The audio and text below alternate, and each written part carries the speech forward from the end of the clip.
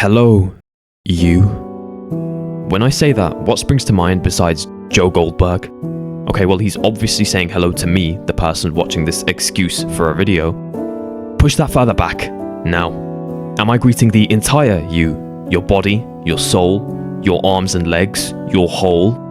Well, no, your liver isn't you.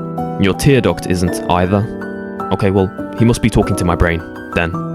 Well, no. Modern science has become so sophisticated, we've managed to identify and pinpoint what a good majority of the brain is responsible for, in conjunction with other parts, of course. Your pineal gland is seated at the center of your brain, and its primary function is to secrete melatonin. That's obviously not you. Okay, well, your hypothalamus is generally agreed to be the brain's main long-term memory store. It works in conjunction with the nucleus accumbens, telling your brain what you do and don't like doing. That accounts for a large majority of your hobbies and interests. Glands in other parts of the body, like the adrenal gland or the testes, secrete hormones known to influence mood and decision-making. All of this isn't a result of your conscious will.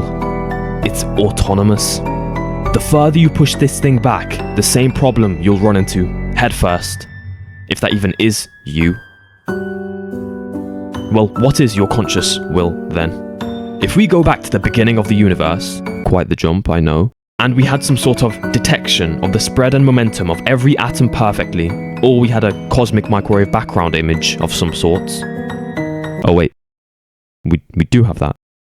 Anyhow, wouldn't it be reasonable to assume that the movement of every particle from then onwards could be predicted in a deterministic sense? This atom goes there, this one over here, this thing goes in there. Wait, fuck, sorry about that.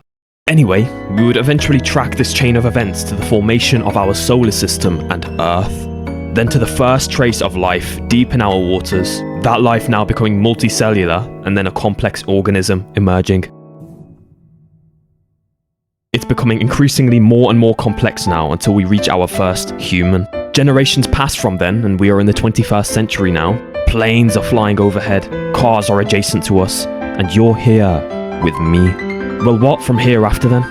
Well, I already told you we have the momentum of every atom tracked from the origin of the universe, meaning mine and your decision making and lives are already predicted, mapped out onto God's chalkboard. Everything from happiness to slumber reduced to equation and number. Did I even have free will in the creation of this video? Where does it end? There's got to be an ending down there somewhere. There's got to be. Humans... Wait, no. Forget that. We have achieved so much down here on our little rock. Was that just deterministic ambition and desire for comfort? The desire to be etched in history so any semblance of us is ever present, even when we're gone? I wish there was an easier answer for both of us. Humans have this unfortunate habit of moving on to the next mystique the moment we've solved the last. As Buddha said, existence is dukkha, meaning suffering. And that stems from desire, including the desire for answers. The brain is a complicated problem-solving machine. It doesn't take much to realize that our hunger for knowledge is insatiable and our thirst for solutions is unquenchable. Some people find beauty in that. There might be a caveat, though. Einstein once sat with Niels Bohr and discussed determinism. Einstein was a firm believer that everything, even at the quantum level, had rhyme and reason, in short. He said to Neil, "God doesn't play dice," to which Niels Bohr responded, "Einstein, stop telling God what to do." Since then, our models of quantum mechanics have gotten more and more intricate, backed by experiments from people far cleverer than I. Wave functions collapse when measured. Radioactive decay is random.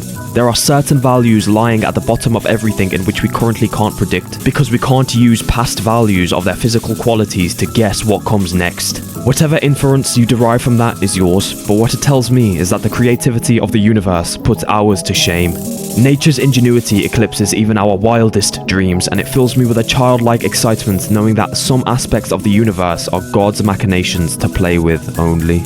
Then there's also the Heisenberg principle. It states that it's impossible to know an electron's exact position and momentum at the same time, meaning randomness seems to be encoded, quantumly speaking.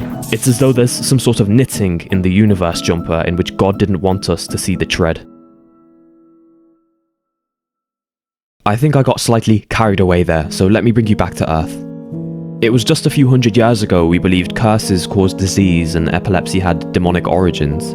While it seems unfathomable that humans, the same species to make lead paint and lose 50 nukes, wait, what the fuck? Can somebody look for those, please? It doesn't really inspire me with the most confidence going about my day knowing that if a fish has a head-on collision with one of those things, an entire continent could get leveled. Listen, I'm busy sending 3 astronauts to their deaths on Kerbal Space Program on the weekend. Start searching around England first, please, for no particular reason, of course. Thanks. Anyway, while it might seem unfathomable that hairless apes could one day unlock a general theory of everything that manages to shake hands with nature, it also seemed impossible that we would cross the vast ocean onto distant lands at one point. The next time that it's dark outside, look up at the moon and remember that that is our current distant land. It's only a matter of time before we permanently expand outwards and then look inwards. The human curiosity has remained undefeatable so far, so just give us a chance, please, would you?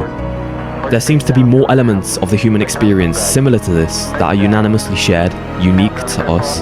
The wonder of looking up at a star and trying to comprehend its true size and nature. The feeling of seeing yourself in a picture and being horrified. The days where your nose isn't blocked by anything, but it's still stuffy and you aren't quite ill, but it's becoming tedious to breathe. Our lives are draped in such immersion that sometimes it's hard to take a step back and marvel at the machinery underneath. What might be random might be us. So anytime brain questions if brain doing thing itself, remind brain we don't know, but interesting nonetheless. Wow, that was a cringy video. Cat, praying mantis, why did the chicken cross the road, etc., etc.